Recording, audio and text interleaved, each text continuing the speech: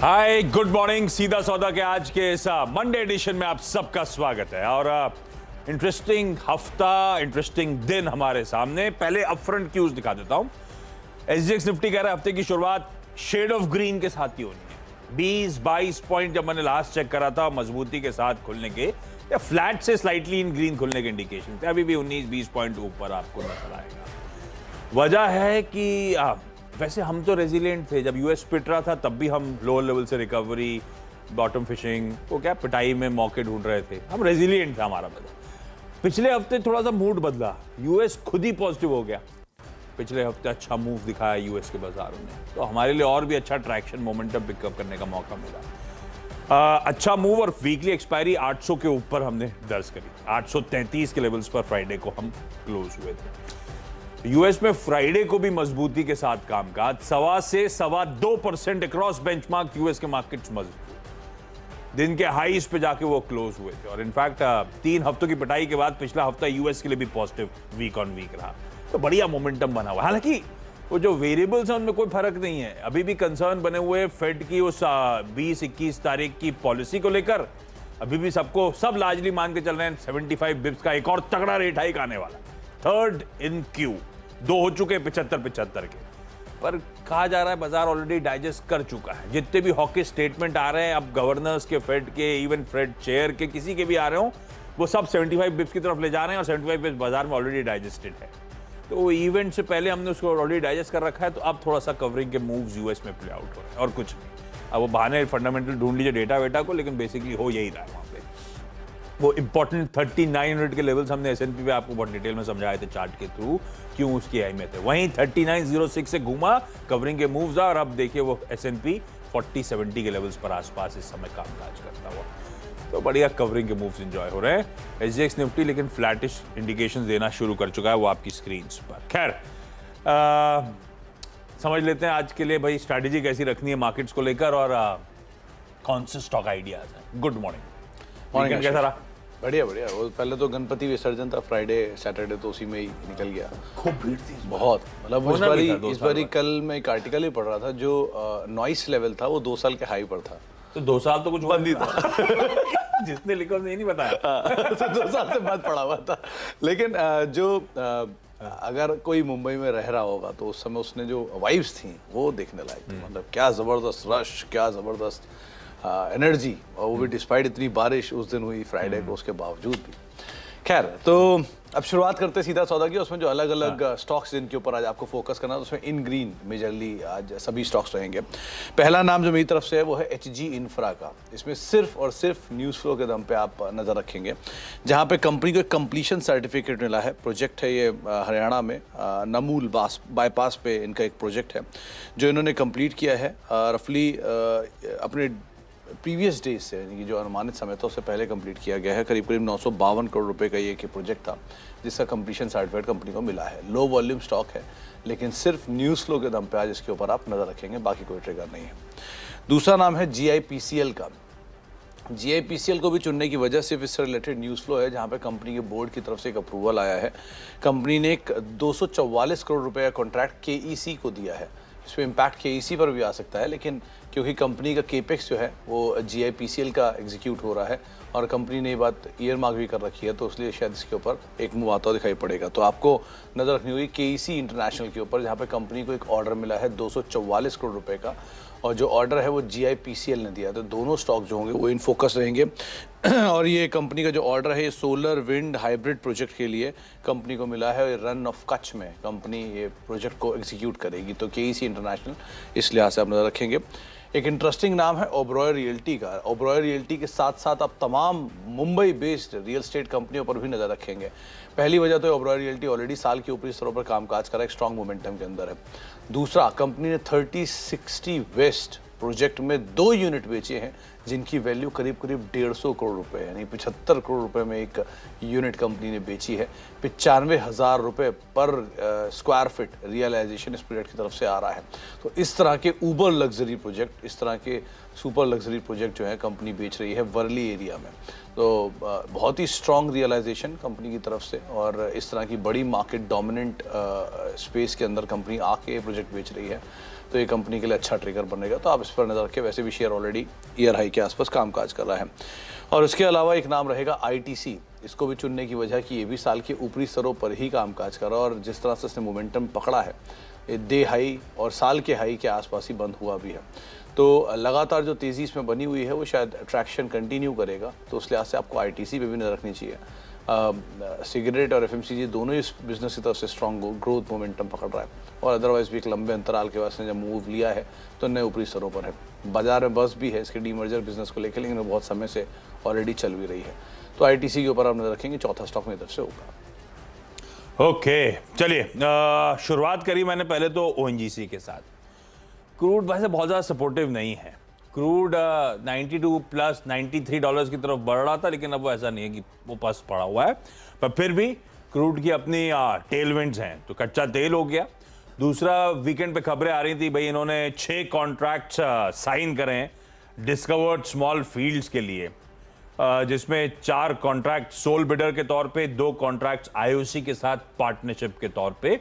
तो domestic escape में थोड़ा सा एग्रेसिव होता हुआ अब इससे एक्सप्लोरेशन रिलेटेड कंपनीज वगैरह सब रडार पे धीरे धीरे आएंगी, लेकिन वो अलग कहानी है, उस पर नहीं जा रहा हूं मैं। दिग्गज के साथ ही रुक रहा हूं। ONGC को इन ग्रीन लेके चल रहा हूं आज के ट्रेडिंग सेशन के लिए। और ये बीच में लग रहा था रेड जाएगा, क्रूड जब कूल ऑफ हो रहा था। ONGC की अपनी रेजिलियंस थी। वो मुझे याद है जब वो क्रूड अच्छा ठंडा पड़ा था, 88 तक एकदम से चला गया था, तब भी मैंने ONGC को रेड रखा था, और वो दिन के दौरान फिर रेजिलियंट ट्रेड्स दिखा रहा था। गैप डाउन के बाद रिकवरी के मोड पे आ गया था। तो वो रेजिलियंस है, इसीलिए और भी मेंशन कर रहा हूं कि ONGC को रखते हैं रडार पे आज के ट्रेडिंग सेशन में। अंबुजा सीमेंट मेरे लिए कंटिन्यू कर रहा हूं, क्योंकि हम बहुत अच्छे मूव्स वहां पे ऑलरेडी एंजॉय कर रहे हैं। ये मैंने फ्राइडे को भी पिछले हफ्ते कई बार मेंशन करा था। ध्यान रखिएगा, बहुत अच्छे मूव्स के बाद हो सकता है थोड़ा कंसोलिडेशन का पैच हिट करे, जैसे फ्राइडे को नजर आ रहा था। तो हम लोग अच्छे मूव्स एंजॉय कर रहे हैं, कंटिन्यू करेंगे, ट्रेल करेंगे स्टॉप लॉस को। एल्स इस शेकआउट के बीच में चाहें तो एंट्री पाने के मौके। खैर, ओपन ऑफर रिलेटेड अपडेट्स वगैरह आए, एज एक्सपेक्टेड बहुत ज्यादा अच्छा रिस्पांस मिला नहीं, क्योंकि ऑफर का भाव कहीं था और स्टॉक का भाव कहीं पहुंच गया 450 के ऊपर। लेकिन अपडेट ये आया था कि भाई 6,97,000 शेयर्स आए एस्क्रो डीमैट में, 29,30,000 शेयर्स आए फिजिकल फॉर्म में। इससे ज्यादा रिस्पॉन्स मिला ही नहीं। ACC के तो फिर भी थोड़ा सा और डिसेंट मिला था, लेकिन ठीक है, ये एक्सपेक्टेड भी था।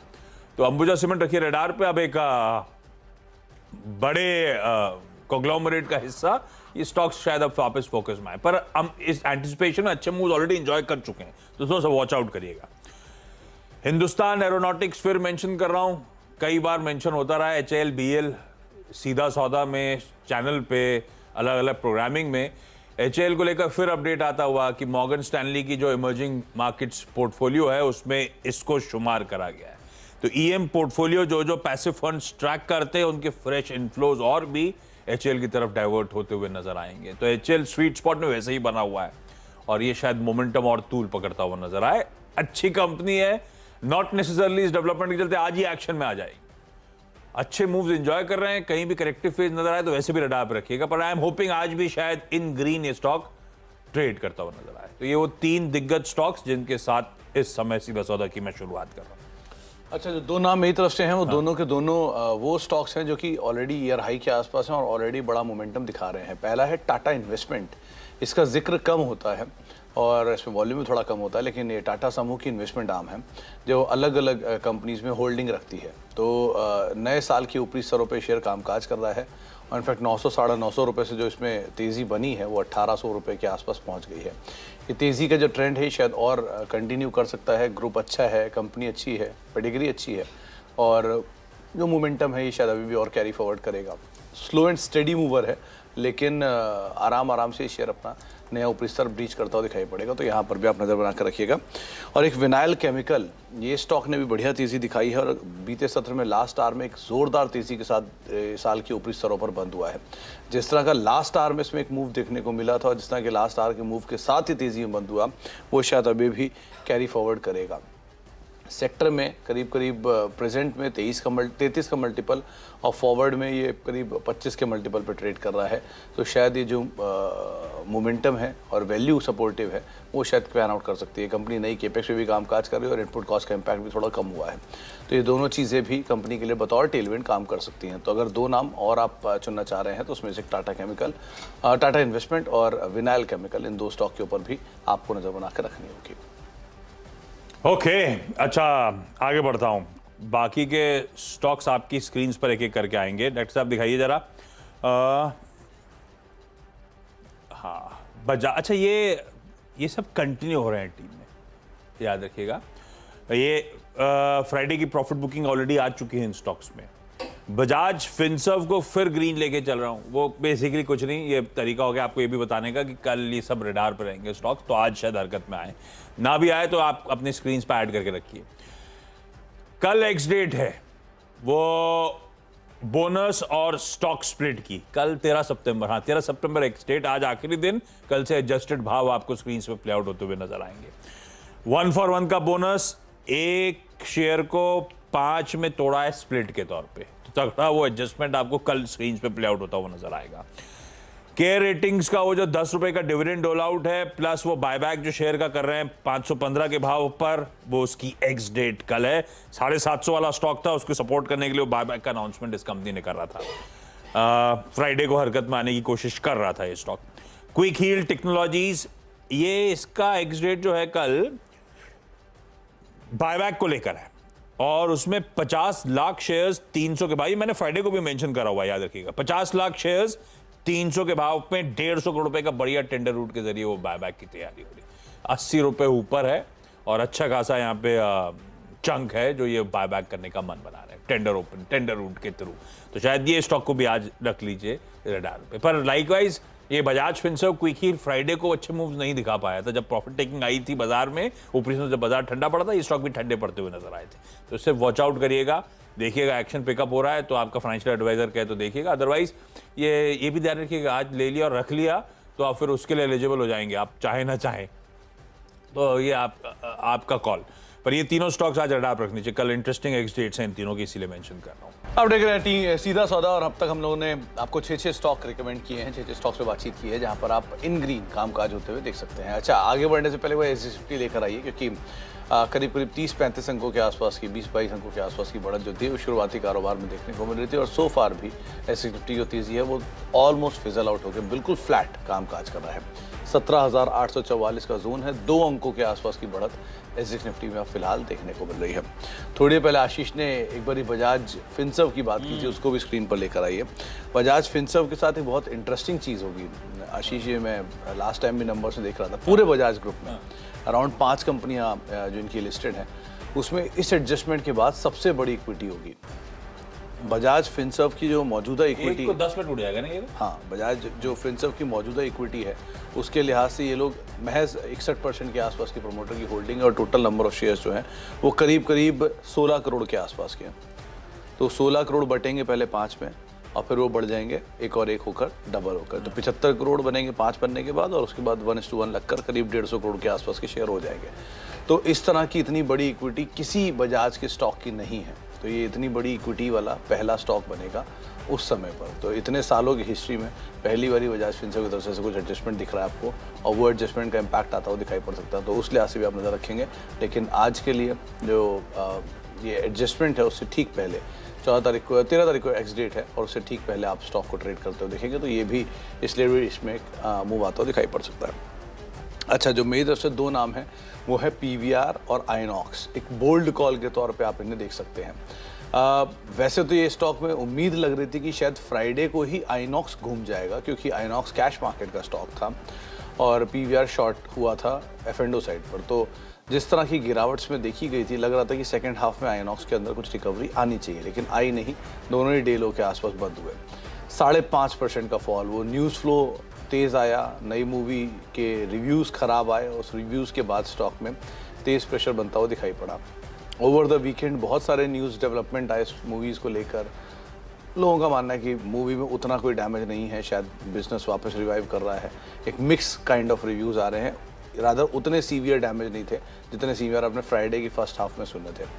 तो इसलिए हो सकता है एक यहाँ मूव रहे, और अदरवाइज भी मल्टीप्लेक्स स्पेस के अंदर पुल बैक आने की उम्मीद आप लगा सकते हैं। और अदरवाइज ना केवल ये बल्कि गोइंग फॉरवर्ड जो मूवी पाइपलाइन है वो भी बहुत स्ट्रॉन्ग है, और 16 सितंबर तक आते आते ये माना जा रहा है कि शायद पिकअप थोड़ा सा मूवीज़ के अंदर वापस रिवाइव होता हुआ दिखाई पड़े। तो ऐसा वेट टाइम यहाँ पर नंबर्स थोड़े से बेटर होने का अनुमान लगा रहे हैं, इसीलिए आप आइनॉक्स और पीवीआर के ऊपर नज़र रखेंगे, और हो सकता है कि यहाँ पर जो बाकी F&B बिजनेस है या बाकी बिजनेस है वहाँ से पिकअप आता हुआ दिखाई पड़े। बड़ा डिबेट छिड़ा हुआ है, अच्छी बुरी, बहुत बुरी, बहुत बुरी, बहुत अच्छी, VFX। हाँ। VFX से तो सब तारीफ कर रहे हैं, नहीं क्वेश्चन मार्क स्टोरी को लेकर क्या बाकी दो तीन चीजें बहुत कॉमन जो मैंने पढ़ी हैं उसमें एक यही कि एक तो VFX बहुत अच्छा है, दूसरा एंड बहुत अच्छा बना है।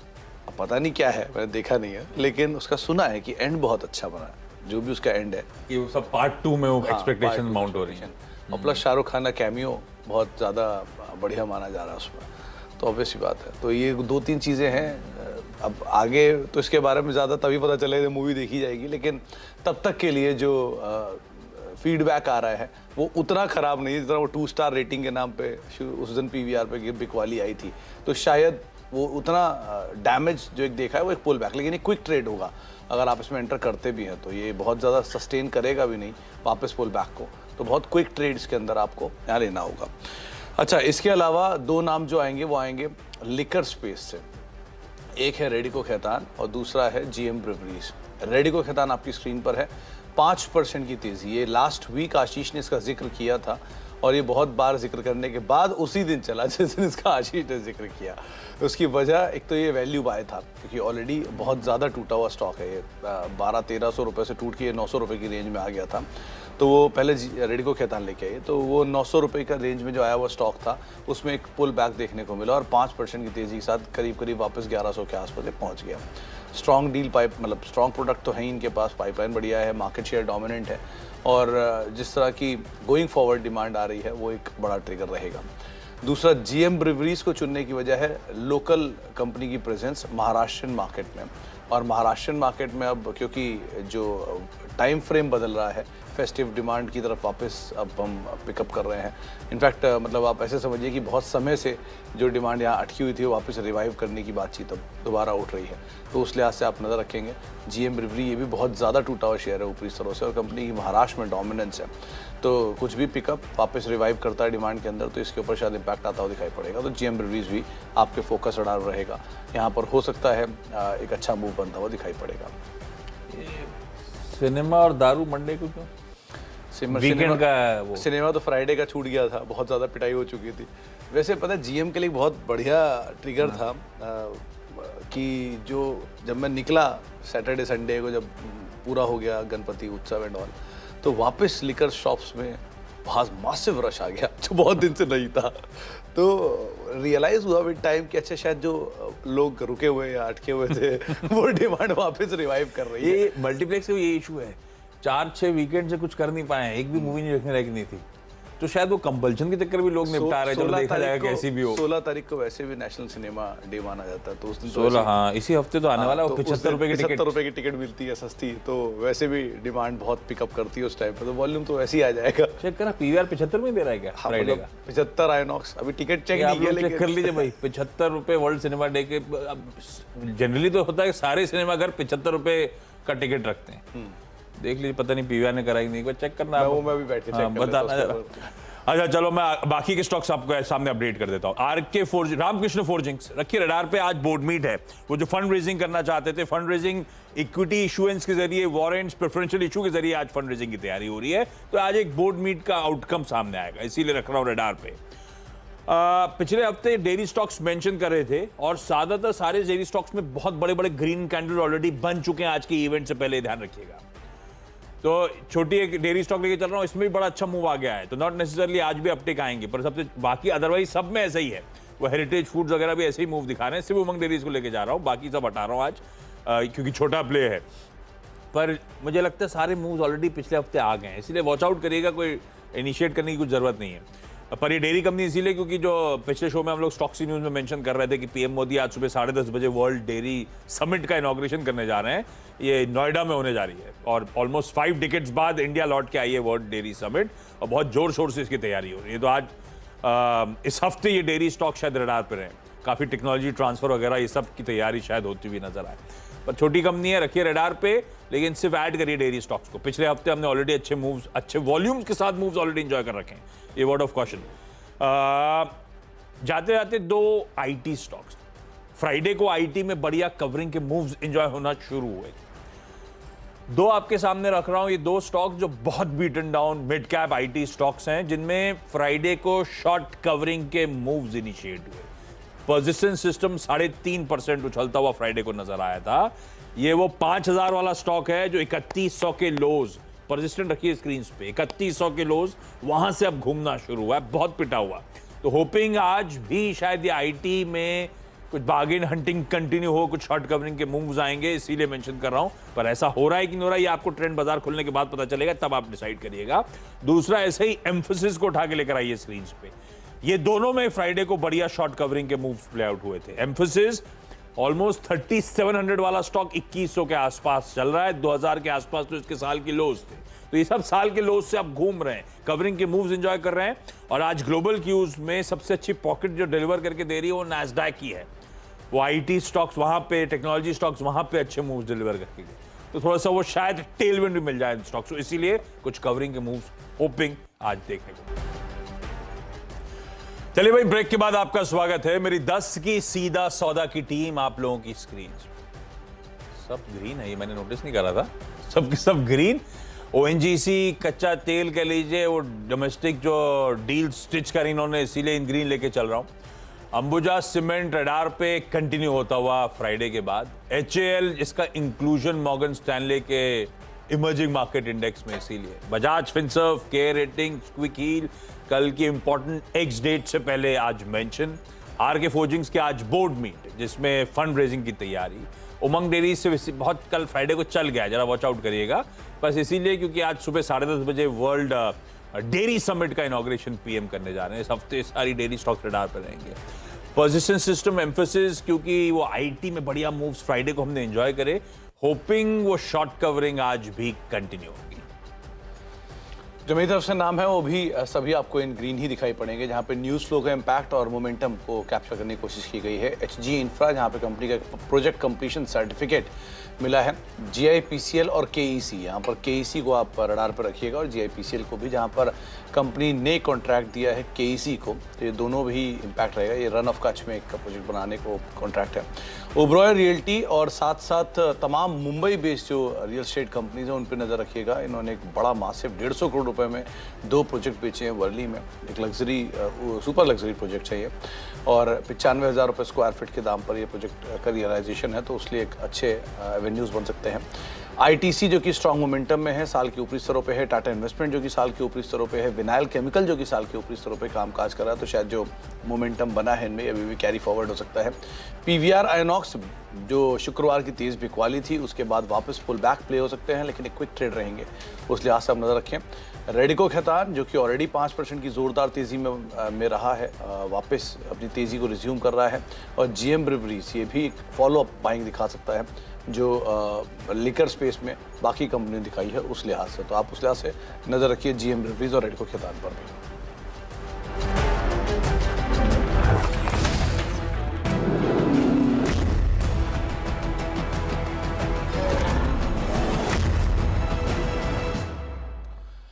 तो सीधा सौदा को तो अब यहीं समेटेंगे, लेकिन मुनाफे की तैयारी लेकर हमारे साथ आशीष के साथ साथ वीरू दिल्ली से मौजूद भी हैं। और वीरू शायरी लाए, आज आप नहीं लाए?